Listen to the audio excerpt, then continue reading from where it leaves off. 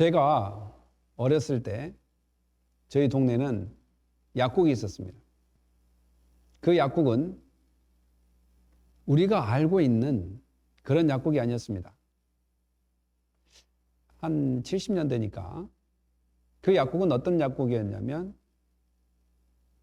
약도 팔고 주사도 놔주고 때로는 상처가 나면 꿰매주고 종합적으로 했던 약국이었습니다. 그러면 저희 동네에 그렇게 약국에서 일하셨던 분이 그럼 정식 의사 면허증이 있었냐? 그거는 아니었습니다. 하나, 두 개 약을 팔다가 동네에 아픈 사람이 생기다 보니까 때로는 주사도 놔주고 또 갑자기 시골에서 다치고 또한 찢어지면 갑자기 그걸 꼬매주다 보니까 그 약국이 어느새 그런 형태로 발전하게 됐습니다.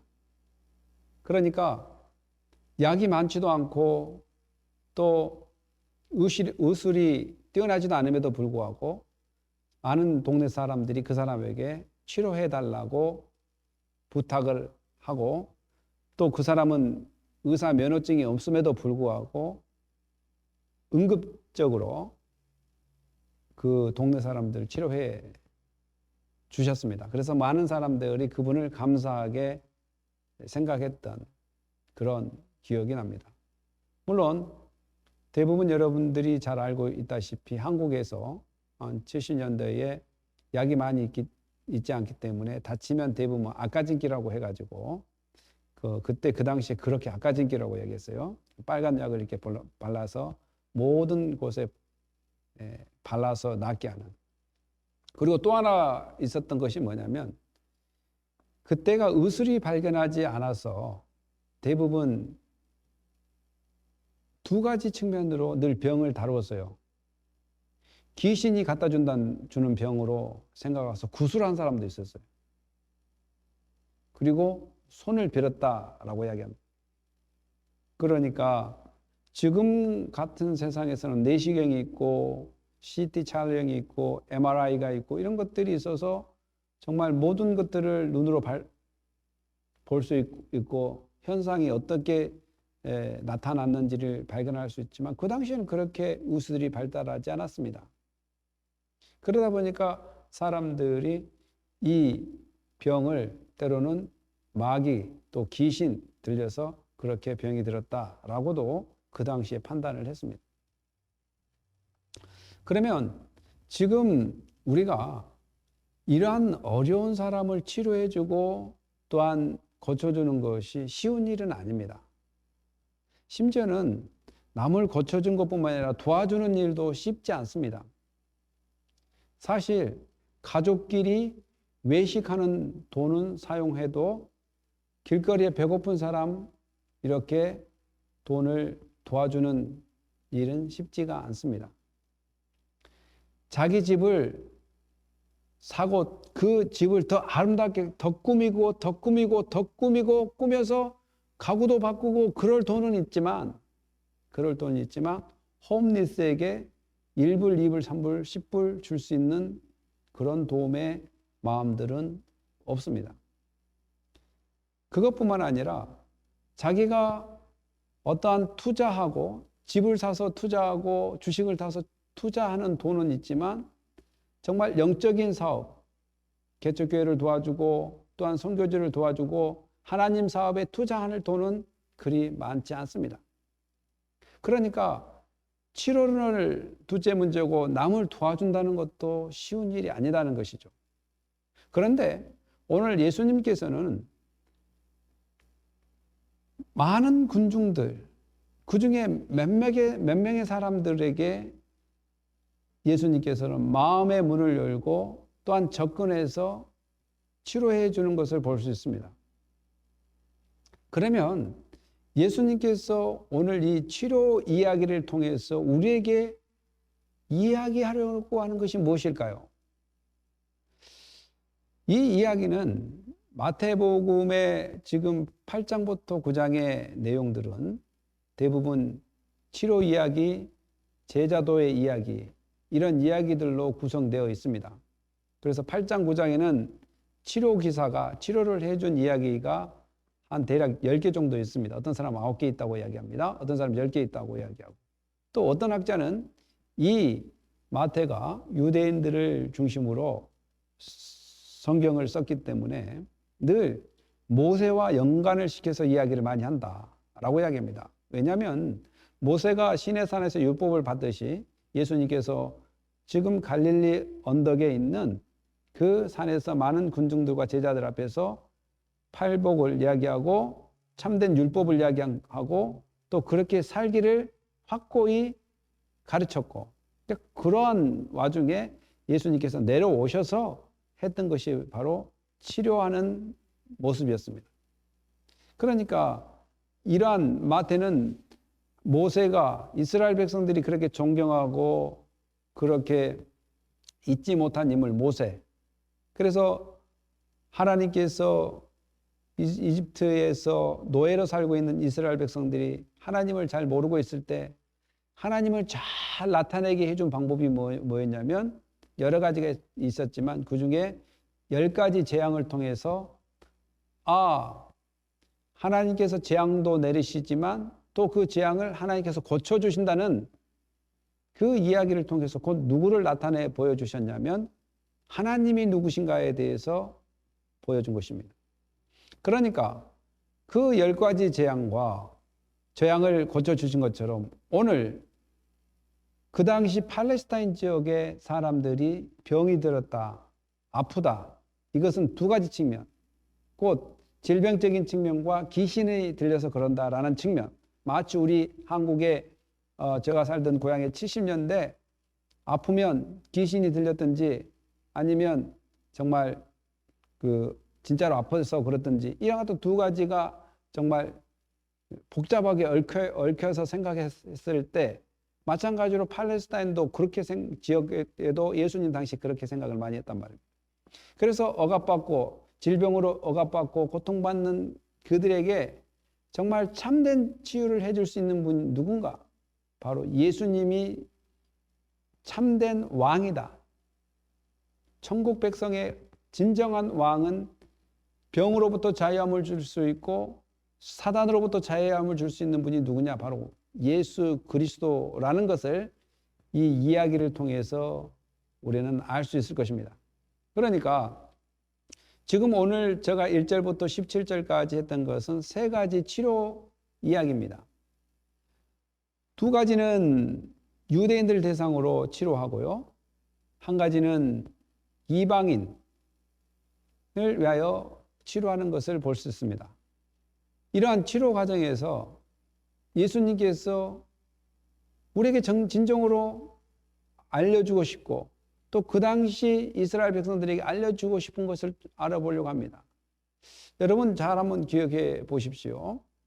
병이 나았다고 해서 또 아프지 않으라는 법이 없습니다. 여러분 예수님께서 나사로를 살렸죠? 지금 나사로 지금까지 살고 있습니까? 나사로가 지금까지 살고 있지 않습니다. 죽었습니다, 다시. 그러니까 그 죽은 나사로를 살려서 영원히 살 수 있는 사람으로 이 땅에서 예수님께서 하지 않으셨습니다.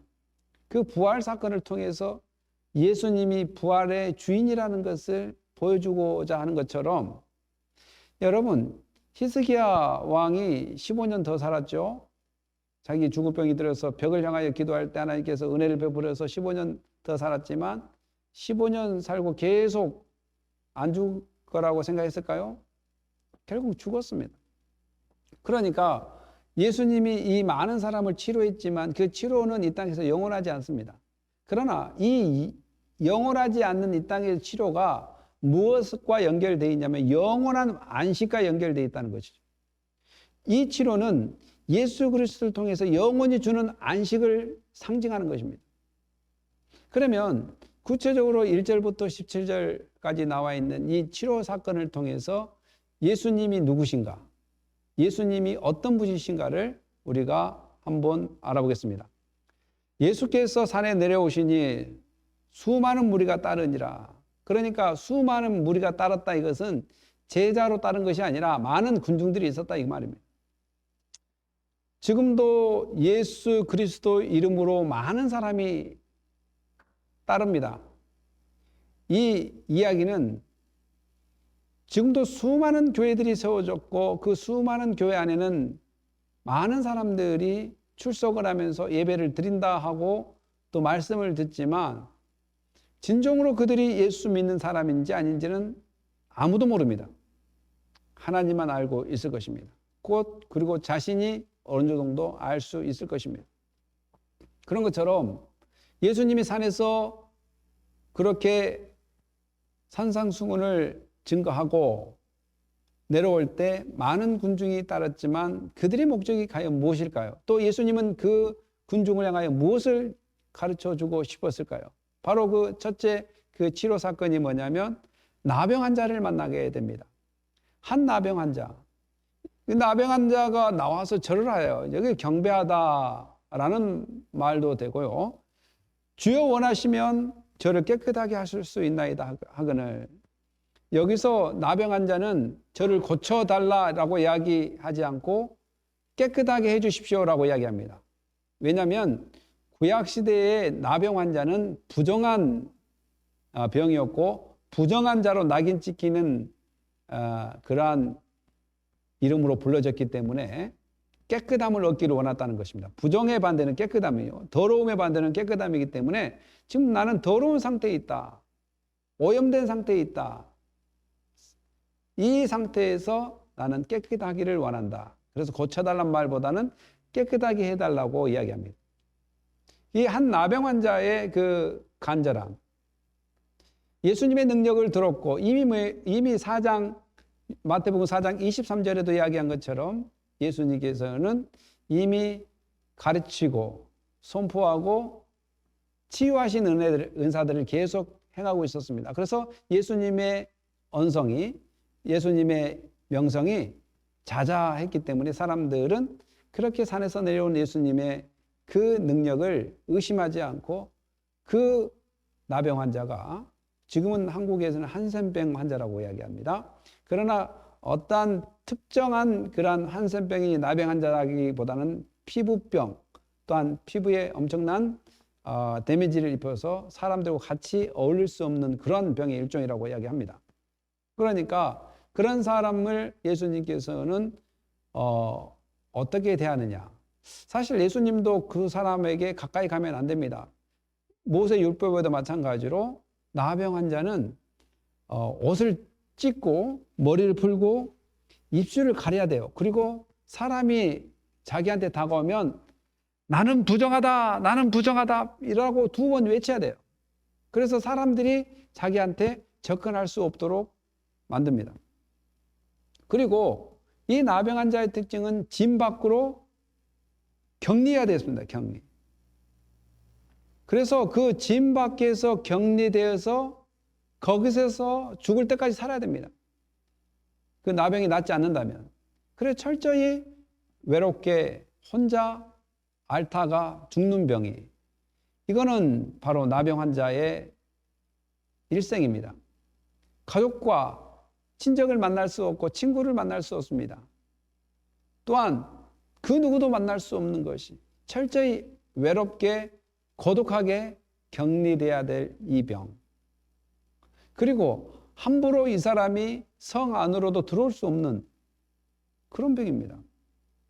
그러니까 나병 환자가 갑자기 무리 중에 나와서 절을 하며 주여 원하시면 저를 깨끗하게 할 수 있습니다라고 할 때는 죽음을 각오하는 그러한 결단 있는 믿음이 아니면, 예수님께서 고쳐 깨끗하게 해줄 거라는 확신이 아니면 감히 생각할 수도 없는 행동입니다. 왜냐하면 이런 율법을 어기는 겁니다. 율법을 어기는 거기 때문에 그렇습니다. 율법을 어기면 어떻습니까? 돌로 쳐 죽어야 됩니다. 그러니까 죽음을 무릅쓰고 예수님이 자기를 고쳐줄 거란 확신이 없으면 시도할 수 없는 일이라는 것이죠. 그래서 이것은 남녀노소를 불문하고 또 쥐의 높고 낮음을 불문하고 또 제사장이든 서기관이든 또한 모든 장로든 이런 모든 사람들의 외의 사항이 아닙니다. 모두가 누가 됐든지 제사장도 나병이 걸리면 그 직을 내려놓고 격리돼야 됩니다. 그러니까 완치되기까지는 또한 외롭게 홀로 격리되어져야 되는 상황이죠. 그런데 모세율법에서 마찬가지로 나병 환자가 부정하다고 했을 때 또 사람들이 그 나병 환자에게 접근하면 안 됩니다. 근데 예수님도 대단하지 않습니까? 예수님도 나병 환자에게 접근을 하지 말아야 되는데 접근을 합니다. 나병 환자들이 낫게 됐다 라고 한다면 그들은 레위기에 나온 것처럼 14장에 나온 것처럼 새 2마리와 백향목 그리고 홍색실과 우슬초를 가지고 제사장 앞에서 분명히 내가 확실히 나았는가를 판단을 받고 제사장이 나았다라고 하면 그 공동체 안으로 들어올 수 있는 그런 상황입니다. 그러니까 예수님께서 그렇게 완치 판정도 받지 않는 그 나병 환자에게 손을 내밀어 고쳐준다는 것도 엄청난 사랑이 아니면 할 수 없는 것이다. 왜냐하면 제가 아까 전자에 이야기했다시피 사람들은 자기 집 꾸미는 데는 돈을 써도 홈리스 10불, 20불 도와주는 것은 엄청 생각을 많이 합니다. 자기 부동산에 투자하고 주식에 투자한 돈은 가감 없이 하지만 하나님 일, 개척교회를 돕는다 할지 선교 일을 돕는다 할지 이렇게 투자하는 것은 몇 번 망설이고 아예 생각조차 안 해버립니다. 더 나아가서는 가족끼리 집에서 밥을 맛있게 먹고 너무 지루해서 집에 밥만 먹기가 너무 힘들어서 외식합니다. 그래서 그런 돈은 있지만 배고파서 길거리에서 구걸하는 사람 10불, 20불 도와주는 것은 엄청 망설이는 것이 우리의 현실입니다. 저도 마찬가지입니다. 목사들도 마찬가지예요. 저도 마찬가지. 이렇게 남을 돕는다는 것이 쉬운 일이 아닙니다. 그러니까 예수님께서 그렇게 나병 환자에게 접근하지 말아야 됨에도 불구하고 손을 내밀어 그에게 대하며 예수님께서 손을 내밀어 그에게 대밀어 내민다는 의미는 원문에서는 더 가까이 더 포옹하다, 껴안다 이런 느낌도 포함되어 있습니다. 내가 원하노니 깨끗함을 받으라 하시니 즉시 그의 나병이 깨끗하여진지라. 예수님께서 그를 고쳐주십니다. 그래, 나는 나병 환자가 내게 온다 할지라도 또 내가 나병 환자에게 가지 말아야 된다는 그런 법이 있다 할지라도 나는 능히 나의 능력으로 그것을 깨끗하게 할 수 있기 때문에 예수님은 담대히 그 일을 통하여 그 사람을 살려냅니다. 치유해 줍니다. 회방시켜 줍니다. 그 외로움에 또한 단절감에 그 누구도 만날 수 없는 공동체로부터 소외됐던 사람을 예수님께서는 공동체 안으로 들어올 수 있도록 이렇게 사랑으로 손을 내밀어 주는 것을 볼 수 있습니다. 이거는 오늘 우리에게 이야기한 말씀과 비슷합니다. 우리 인생들이 죄로 인해서 철저히 하나님의 사랑에서 배제되어 있고 하나님께 갈 수 없는 또한 이 죄로 인해서 죽어서 결국 이 죄 때문에 지옥에서 고난과 고통과 영원한 형벌을 받아야 될 우리를 예수 그리스도께서 구원해 주시고 마치 나병 환자를 고치듯이 우리를 고쳐주는 그런 종말론적인 은혜가 있음을 이 말씀을 통해서 이야기해 준다는 것입니다. 프랑스의 그 철학자 시몬느 베유라는 사람이 있습니다. 프랑스의 철학자 시모노 베일이라는 사람은 1900년대 사람인데 여자입니다. 여자. 그분은 그의 책에 이제 이런 글을 썼다고 합니다. 그 글이 뭐냐면, 고통받는 사람에게 관심을 기울일 수 있는 능력은 무척 드물고 어려운 것으로 거의 기적에 가까운, 아니 기적 그 자체다라고 써 있습니다. 고통받고 억압받고 외롭게 힘들어하는 그런 사람에게 관심을 갖고 귀를 기울이고 또 그들을 감싸주고 손을 내밀을 수 있는 것은 능력이다. 능력을 넘어서 기적이다. 기적을 넘어서 기적 그 자체라고까지 시몬느 베일은 이야기합니다. 저는 이 말이 공감이 됩니다. 어려울 때 형제간도 잘 돕지 않습니다. 어려울 때 같은 교인들도 잘 돕지 않아요. 어려울 때 하나님의 백성이라고 해서 다 사랑을 베풀지 않습니다. 어떤 사람이 베푸냐? 형제고 또한 친척이고 교회 형제 자매고가 중요한 것이 아니라 하나님의 은혜가 있는 사람이 돕더라고요. 하나님의 은혜를 받은 사람들, 하나님의 은혜를 느낀 사람이 돕는다. 그래서 기적이라는 겁니다. 기적. 하나님의 은혜가 우리에게 주어졌다는 것이 기적입니다. 그리고 그 하나님의 주신 은혜를 생각해서 남을 도울 수 있다는 것이 바로 기적이라는 것이. 그래서 아무나 돕는 것이 아니라 하나님의 은혜를 받는 사람이 돕는다라는 것입니다.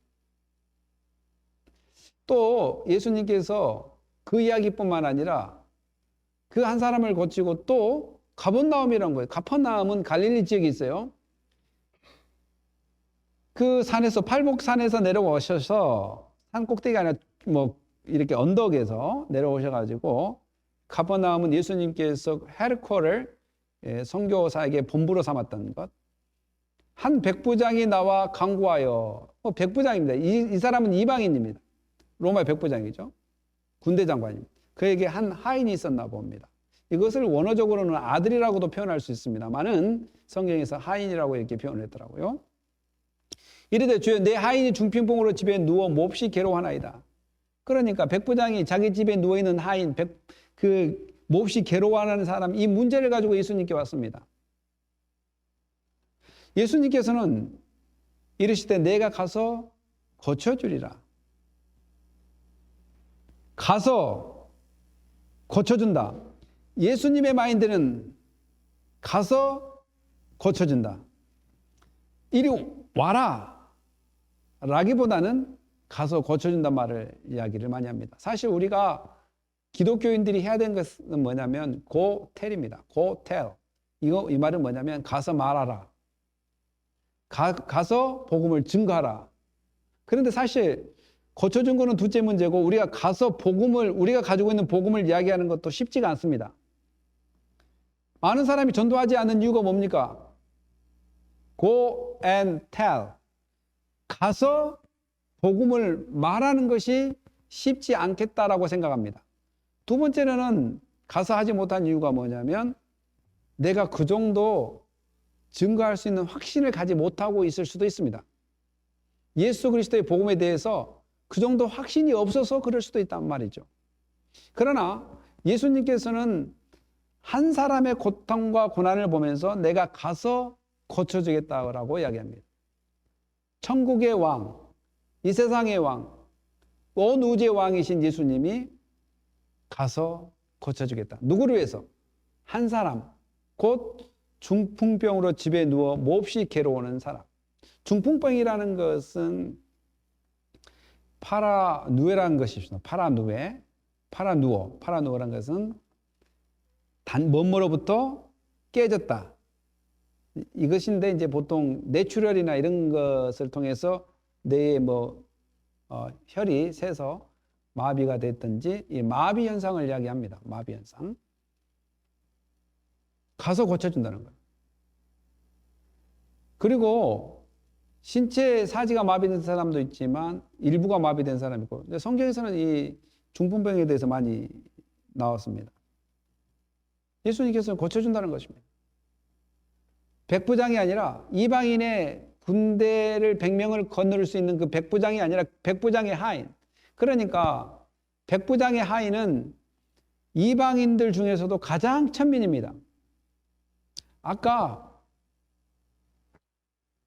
그 한센병, 옛날에 우리 그 문둥병이라고도 이야기를 했는데, 그 사람도 마찬가지로 이스라엘 백성 중에서 가장 외로운 사람입니다. 가장 외로운 사람. 이스라엘 중에서 가장 외로운 사람. 그 나병 환자. 이스라엘 백성 중에서 가장 외로운 나병 환자를 고치는 것과 이방인들 중에서 가장 천민인 백부장의 하인을 고치는 것. 예수님은 한 사람 한 사람 이방인의 아주 하인인 그 천민인 하인을 고쳐주는 것과 이스라엘에서 가장 천대받는 그 병을, 한세병을 고쳐준 사람, 이와 같은 것들이 무엇을 이야기하냐? 한 사람 한 사람을 귀중히 여긴다고 생각하고, 더 나아가서는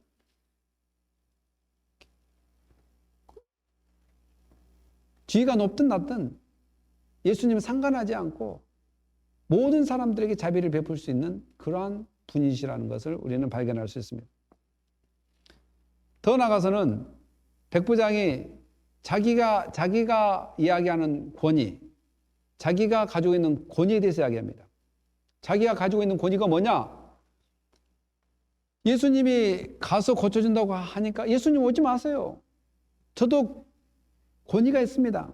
그 권위는 뭐냐면, 나도 남의 수하에 있는 사람이요, 내 아래도 군사가 있으니, 백부장 밑에 100명의 군사가 있지 않겠습니까? 자기가 명령 한마디만 하면 그들이 왔다 갔다 움직이는데, 하물며 왕 대신 예수님의 그 명령 한마디만 한다면 오실 필요 없습니다. 백부장의 권위보다 더 높은 권위, 바로 예수님의 권위는 사람의 질병뿐만 아니라 마귀 사탄을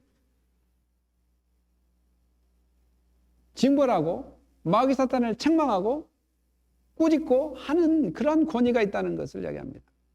그러면서 백부장은 내 집에 들어오심을 감당하지 못합니다. 물론 유대인들이 이방인의 집에 들어가는 것은 유대인들에게 싫어합니다. 그렇기 때문에 내 집에 들어오심을 감당하지 못합니다라고 이야기할 수도 있었겠고, 저는 여기서 가장 중요한 것은 예수님의 권위가 굳이 저희 집까지 오실 필요 없다는 그 권위를 나타내는 의미라는 것을 저는 생각합니다. 그래서 백부장이 이야기하기를 다만 말씀으로만 하옵소서. 그러나 내 하인이 낫겠사 합니다. 말씀만 해도 그 예수의 말씀의 권위, 백부장인 자기도 말 한마디에 병사가 움직이는데 왕 대신 예수님께서 말씀 한마디만 한다면 시의 공간을 초월해서 어느 곳에나 모든 그 말씀이 성취된다는 것을 백부장은 예수 그리스도의 권위를 우리에게 알려줍니다. 사랑하는 성도 여러분, 예수님이 그 백부장의 고백을 놀랍게 생각합니다. 예수께서 들으시고 놀랍게 여겨 따르는 자들에게 이르되, 그러니까 예수님의 의도가 있었죠. 이 사건을 통해서 따르는 자들에게 뭘 가르쳐 줍니까? 참된 믿음이 무엇인가? 예수님이 어떤 분인가? 어떤 권위를 가지고 있는가? 예수님 말씀 한마디에 엄청난 권위가 있고 병도 치료할 수 있고 귀신도 내쫓을 수 있는 그러한 엄청난 권위가 있다는 것을 이야기합니다. 이스라엘 중에 아무에게서도 이만한 믿음을 보지 못했다라고 이야기합니다. 그렇죠. 이스라엘 백성들은 예수를 잡아 죽이려고 했던 사람들이고 예수를 정치적인 메시아로만 생각하고 있다가 힘없이 죽는 걸 보고 혐오하고 때리고 침을 뱉고 조롱하고 그랬던 사람이 어떻게 이런 믿음을 가질 수 있겠습니까? 예수님은 영육간에 권위가 있습니다. 말씀의 권위가 있습니다. 백부장은 육체적인 명령을 통해서 군대를 움직일 수 있는 권위가 있다면 예수님은 육체적인 문제뿐만 아니라 영적인 문제까지 해결할 수 있는 권위가 있습니다. 사랑하는 성도 여러분, 우리는 적어도 예수님이 어떤 분인가, 백부장이 고백한 것처럼 우리는 예수 그리스도의 말씀이 권위 있다는 것을 확실히 믿고 그 권위 있는 말을 go and tell, 가서 전해줘야 된다는 것이죠. 예수님은 가서 고쳐준다고까지 이야기했습니다. 우리는 가서 고쳐주기는 힘듭니다. 사실 우리의 능력이 없기 때문에. 그러나 여기서 예수 믿으면 모두가 병이 고쳐진다 이 이야기는 또 아닙니다. 이 사건을 통해서 예수님이 어떤 분인가를 우리를 발견해야 된다는 것입니다.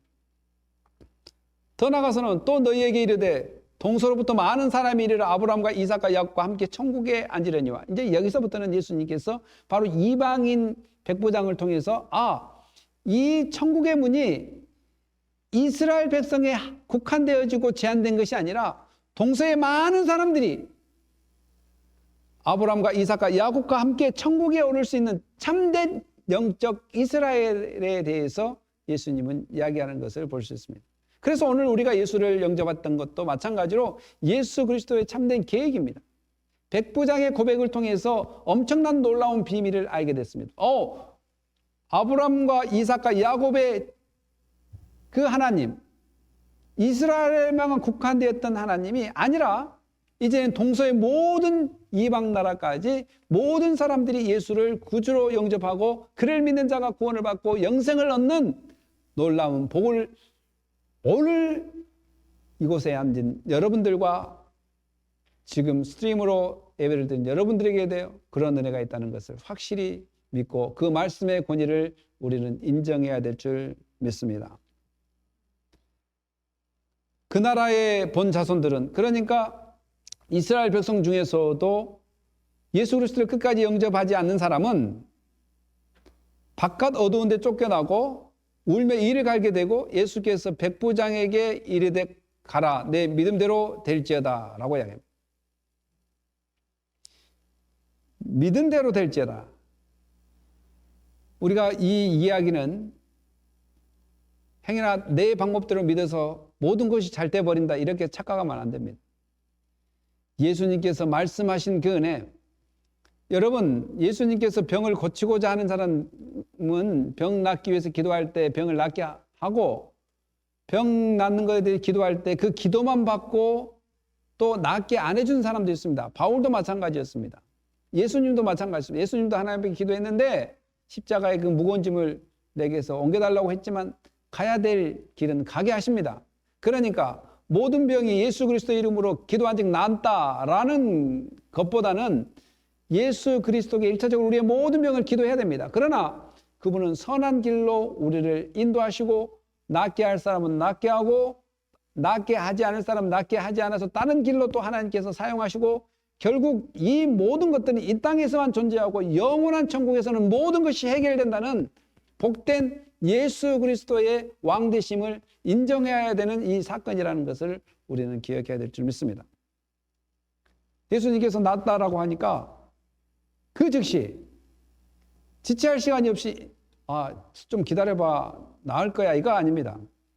보통 세상의 의사들은 좀 차도를 지켜봅시다. 한번 이렇게 약을 써봅시다. 한번 저렇게 해봅시다 라고 이야기했지만 예수님은 말한 즉시 그 하인이 낫는 것을 볼 때 예수님의 권위가 얼마나 위대하신지 오늘 이 말씀을 통해서 우리는 발견할 수 있습니다. 정말 이제 세 번째 사건인데, 첫 번째는 나병 환자를 고친 것, 유대인들을 위해서 고쳤고, 유대인 나병 환자를 고쳤고, 두 번째는 이방인 백부장 하인을 고쳤고, 세 번째는 뭐냐면 예수 그리스도의 제자였던 베드로. 예수께서 베드로 집에 들어가시고, 이거 누가복음이나 마가복음 같은 경우는 예수님께서 회당에, 가버나움 회당에서 강론을 하시고 이제 나오면서 베드로의 집으로 갔어요. 제가 이제 갈릴리 지역을 제가 2번을 가봤는데 그 해당과 베드로의 집이라고 지금 발견된 고고학적 자료가 거기 있어요. 지금도 보관되어 있습니다. 좀 거리가 가깝습니다. 가까워요. 그러니까 예수님께서 해당에서 강론하시고 귀신을 내쫓고 치료하시고 나와서 뭐냐면 베드로 장모 집에 갑니다. 근데 베드로의 장모 집에 가서는 누가 예수님 고쳐달라고 예언하지도 않았고 또 믿음을 표현한 그러한 이야기들이 있지 않지만 예수님께서는 베드로 장모가 열병으로 앓아누는 것을 보시고 그의 손을 만지시니 손을 내밀으십니다. 손을 내밀어요. 나병 환자도 손을 내밀어서 고쳤고 베드로의 장모도 손을 만지심으로 열병을 고쳤습니다. 뭐 열병은 프레토스라는 그 헬라어인데 그래서 뭐 고조되다. 그러니까 열이 심하게 나다. 보통 열이 아니라 고열, 높은 열. 잘못되면 죽을 수 있는 그런 열이 나는 병을 이야기합니다. 뭐 말라리아라고 이야기한 사람도 있고요. 여러분, 그러니까 예수님께서는 간청을 해서 경배한 사람도 병을 고쳐주고 또한 자기 병이 아니라 자기 하인의 병을 요청해서 고쳐주기도 하고 자기 제자의 장모를 아무 말도 없음에도 불구하고 손을 내밀어서 열병에 누워있는 사람을 고쳐주는 것을 볼 때 예수님의 고쳐주는 방법은 여러 가지다라는 것을 볼 수 있습니다. 그런데 예수님께서 그 장모님의 손을 잡고 열병이 떠나가는 그런 치료가 있었습니다. 그러면 마태가 이 3가지 이야기, 나병 환자의 치료와 중풍병자의 치료와 열병 이 3가지 치료를 그 했던 이유가 뭐냐? 라는 것을 계속해서 이야기합니다. 근데 여러분들이 잘 아셔야 될 것이 마태복음에 10가지의 치료 기사 8장과 9장에 있다 할지라도 예수님이 10가지만 치료한 것이 아닙니다. 16절에 보면 이렇게 기록되어 있어요. 저물매 사람들이 귀신 들린 자를 많이 데리고 예수께 오거늘 예수께서 말씀으로 귀신들을 쫓아내시고 많이 데리고 왔다고 합니다. 그러니까 이 3케이스만 있는 것이 아니라 많은 사람들이 와서 치료를 받았다. 그런데 치료 종류가 2가지가 있습니다. 예수께서 오거늘 예수께서 말씀으로 귀신을 내쫓고 그러니까 예수님의 치료약은 뭐냐면 말씀이었습니다. 말씀은 그의 권위입니다. 권위. 왕으로서의 그 권능입니다. 세상을 창조한 능력, 세상의 모든 것이 그 발 아래 복종하는 능력, 그 능력으로 말미암아 귀신을 내쫓고 또 귀신만 내쫓는 것이 아니라 병자들을 다 고치시니 마찬가지로 이거 병에 걸렸는지 귀신이 역사해서 그러는지 그 당시에도 참 구별하기가 힘들었을 것입니다. 물론 우리도 70년대, 80년대 우리 시골에 살았던 사람들도 구별하기가 힘들어서 무당한테 찾아가서 빌기도 하고 그랬지 않습니까? 모든 것이 귀신에 들어서 병이 난다라고 이야기할 수 없는 것이 바로 이 장면입니다. 귀신 들린 자, 또 병든 자. 그러면 아까도 제가 이야기했다시피 그러면 마태가 이 3가지 이야기, 나병 환자, 중풍병자, 열병을 치료하신 그 예수님이 이렇게 했던 것은 뭐냐면 선지자 이사야를 통하여 하신 말씀에 우리의 연약한 것을 친히 담당하시고 병을 짊어지셨다 함을 이루려 하심이더라. 이사야가 예언했던 것을 이루기 위함이라는 것입니다. 그러니까 예수 믿으면 모든 병이 낫는다 이 차원이 아닙니다. 예수 이름으로 명한 지 귀신이 다 떠나간다. 또 병이 모두 낫는다 이 차원보다는 물론 예수님의 능력은 다 떠납니다. 그러나 예수님이 원하는 것이 있고 원하지 않을 때가 있습니다. 이 사람에게는 병이 나아야 되겠고 저 사람은 낫지 말아야 되겠다는 그런 다 계획들이 있습니다. 모두 예수 믿는다고 병을 다 나아버린다라고 할 수 없습니다. 왜냐하면 나았다 할지라도 그 사람이 끝끝내 건강하게 오래 삽니까? 결국은 죽습니다. 그러니까 그게 중요한 일이 아니라는 거예요. 이것을 통해서 마태가 이야기하고 싶은 것은 이사야 선지자가 예언했던 그 일을 이루기 위한 것을 많은 사람들에게 보여주기 위해서 예수는 참 왕이시다. 그리고 모든 만물이 그에게 복종해야 된다. 모든 만물은 그의 말씀 앞에, 그의 권위 앞에 무릎 꿇을 수밖에 없다. 그리고 이 치료는 앞으로 영원한 천국을 바라볼 수 있는 통로가 되는 하나의 사인이요 매개체입니다. 이 치료 자체에 머물러 있지 않다는 것을 우리는 기억해야 될 줄 믿습니다. 그럼 이사야에서 무엇이 성취되기 위해서 예수님이 이런 얘기를 했냐? 보면 이사야 53장 4절 5절에 이렇게 써 있습니다. 그는 실로 우리의 질고를 지고 우리의 슬픔을 당하였거늘 우리는 생각하기를 그는 징벌을 받아 하나님께 맞으며 고난을 당한다 하였노라. 그가 찔림은 우리의 허물 때문이요 그가 상함은 우리의 죄악 때문이라. 그가 징계를 받음으로 우리는 평안을 누리고 그가 채찍에 맞음으로 우리는 나음을 받았도다. 사랑하는 성도 여러분, 바로 예수님께서 이사야가 말씀을 선포했던 그 성취가 이루어지는 현장을 지금 목격하고 있는 것입니다. 실로 사람들의 질병을 지고 그리고 사람들의 슬픔을 지고 앞으로 십자가에서 당하실 그 예수가 너의 메시아라는 것입니다. 그런데 사람들은 잘못 생각합니다. 아니, 예수님이 죽는 것은 내 때문에 죽는 것이 아니라 본인이 잘못해서 죽은 것이 아니냐. 그래서 이스라엘 백성들이 그를 비웃고 비아냥거리고 손가락질하고 춤을 뱉으며 미워하고 시기하고 때리고 결국은 창으로 찌르고 손에 못을 박아버렸습니다.